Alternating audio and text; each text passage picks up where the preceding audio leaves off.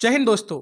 Europe और middle east के बाद साउथ चाइना सी ही एक ऐसा रीजन है जहां पर बर्ड में सबसे ज्यादा मिलिट्री एक्टिविटीज देखी जाती हैं और रिसेंटली बर्ड की बड़ी मेजर 4 पावर्स ने साथ में मिलकर साउथ चाइना सी में एक पावरफुल जॉइंट एक्सरसाइज को लॉन्च किया है अगेंस्ट चाइना। और इस एक्सरसाइज से चाइना पर क्या इंपैक्ट होगा उसको भी डिस्कस करेंगे। तो आइए फिर स्टार्ट करते हैं।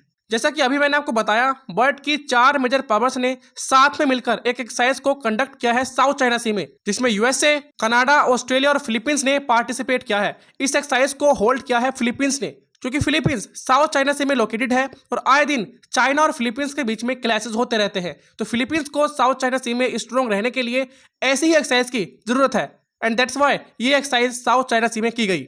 इससे पहले पिछले सप्ताह फिलीपींस की एक नेवल एक्सरसाइज हुई थी यूएसए के साथ। इस एक्सरसाइज के 2 दिन बाद फिर से फिलीपींस की एक नेवल एक्सरसाइज होती है जापान के साथ, जिसमें फिलीपींस और जापान की मिलिट्रीज साथ में मिलकर इस एक्सरसाइज को कंडक्ट करती हैं। और इंटरेस्टिंग बात तो यह है, जापान और फिलीपींस के बीच में यह पहली जॉइंट एक्सरसाइज है साउथ चाइना सी में। यह बात फिलीपींस को पता है कि अगर फिलीपींस को साउथ चाइना सी में चाइना के अगेंस्ट खड़ा होना है तो कुछ स्ट्रॉन्ग पार्टनर्स की जरूरत है, जैसे यूएसए, इंडिया, ऑस्ट्रेलिया, जापान। आपने कुछ टाइम पहले सुना होगा फिलीपींस और इंडिया के बीच में एक डील हुई थी ब्रह्मोस मिसाइल को लेकर, जिसमें इंडिया ने ब्रह्मोस मिसाइल को सेल किया था फिलीपींस को and it was first sale of BrahMos missile internationally by India. यह आर्टिकल है 2 अगस्त सन 2024 का। और यहां पर आप दूसरा आर्टिकल देखो, यह आर्टिकल है 5 अगस्त सन 2024 का। फिर से फिलीपींस की एक एक्सरसाइज होती है वियतनाम के साथ और यह भी फिलीपींस और वियतनाम की कोस्ट गार्ड के बीच में होने वाली पहली एक्सरसाइज थी। इससे पहले फिलीपींस और वियतनाम की कोस्ट गार्ड फोर्सेस के बीच में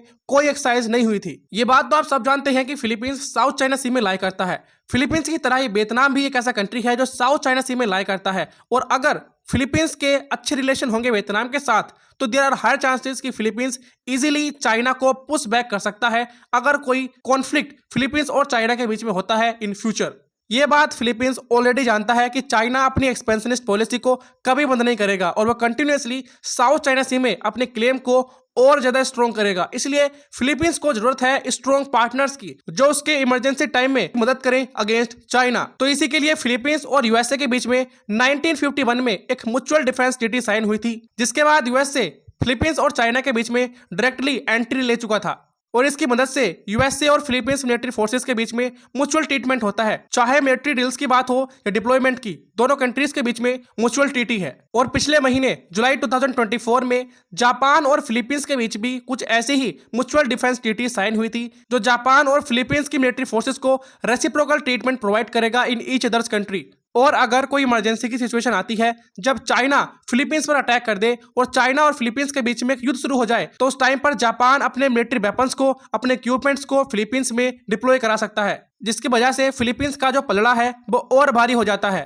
अब हम जो बात कर रहे हैं एक्सरसाइज की, जो रिसेंटली कंडक्ट हुई है 4 कंट्रीज के बीच में, वो बेसिकली फिलीपींस का जो एक्सक्लूसिव इकोनॉमिक जोन है उसमें हुई है और मोर प्रिसाइसली वो हुई है वेस्टर्न फिलीपींस सी में। ये वाला जो रीजन आपको दिख रहा है, ये वो रीजन है जहां पर रिसेंटली फिलीपींस के द्वारा इस एक्सरसाइज को कंडक्ट किया गया है। इस एक्सरसाइज का एक मेन मोटिव था कि चाइना को यह संकेत मिल जाए कि अभी भी फिलीपींस साउथ चाइना सी में जिंदा है। और दूसरा इसका मोटिव था कि जितने भी कंट्रीज की फोर्सेस ने इस एक्सरसाइज में पार्ट लिया है उनके बीच में इंटरऑपरेबिलिटी बढ़ जाए और ज्यादा एनहांस हो जाए, ताकि अगर कोई अर्जेंट सिचुएशन आए तो ये फोर्सेज साथ में मिलकर ऑपरेशन कंडक्ट कर सके। देखो, ये कहने में तो काफी अच्छा लगता है कि बर्ड की 4 मेजर पावर्स ने साथ में मिलकर चाइना के अगेंस्ट एक बड़ी मिलिट्री एक्सरसाइज को कंडक्ट किया है, मगर यदि आप रियल में देखो तो एक्सरसाइज इतनी ज्यादा पावरफुल नहीं है। इस एक्सरसाइज में यूएसए और फिलीपींस की जो मिलिट्री फोर्सेस हैं उनका ही इसमें मेन रोल है। बाकी ऑस्ट्रेलिया की तरफ से बस ऑस्ट्रेलिया का एक P-8 एयरक्राफ्ट आएगा, ना कोई नेवल शिप आएगी और ना कुछ और आएगा। और कनाडा की तरफ से भी ज्यादा एक्सपेक्टेशन नहीं है, इसमें बस एक बोट आने की संभावनाएं हैं। साउथ चाइना सी में फिलीपींस एक्सरसाइज तो कंडक्ट करता है चाइना को यह दिखाने के लिए कि हम अब भी दृढ़ता के साथ चाइना के अगेंस्ट खड़े हैं, मगर ये एक्सरसाइज इतने पावरफुल वे में नहीं की जाती है कि चाइना के एक्शंस को कंट्रोल कर सके। और इसी की वजह से आपने कई बार देखा होगा कि चाइनीज नेवी और फिलीपींस नेवी के बीच में बहुत बार क्लैशेस हो जाते हैं। चाइना और फिलीपींस के बीच में जो इशूज हैं वो बेसिकली इस रीजन को लेकर है, जहां पर आप देख सकते हैं स्कार्बोरो शोल, ये एक ऐसा रीजन है जो चाइना और फिलीपींस के बीच में डिस्प्यूटेड है। और यहाँ पर भी आप देख सकते हैं ये सेकंड थॉमस शोल, ये भी चाइना और फिलीपींस के बीच में एक डिस्प्यूटेड रीजन है। और इसी की वजह से कुछ दिनों पहले आपने देखा होगा कि Chinese coast guard ship Philippines coast guard ship को सराउंड करके उनको टॉर्चर करती हैं। और इस इंसिडेंट में तो चाइनीज कोस्ट गार्ड कुल्हाड़ी और चाकू का इस्तेमाल करते हैं और इस सडन अटैक में फिलीपींस के कोस्ट गार्ड की उंगली कट जाती है। आप इस वीडियो को देखिए।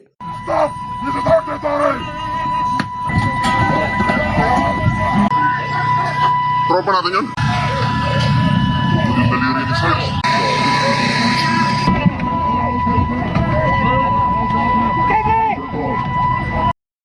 रिसेंटली चाइनीज मिलिट्री ने भी एक जॉइंट पेट्रोल एक्सरसाइज को कंडक्ट किया था around the contested Scarborough Shoal.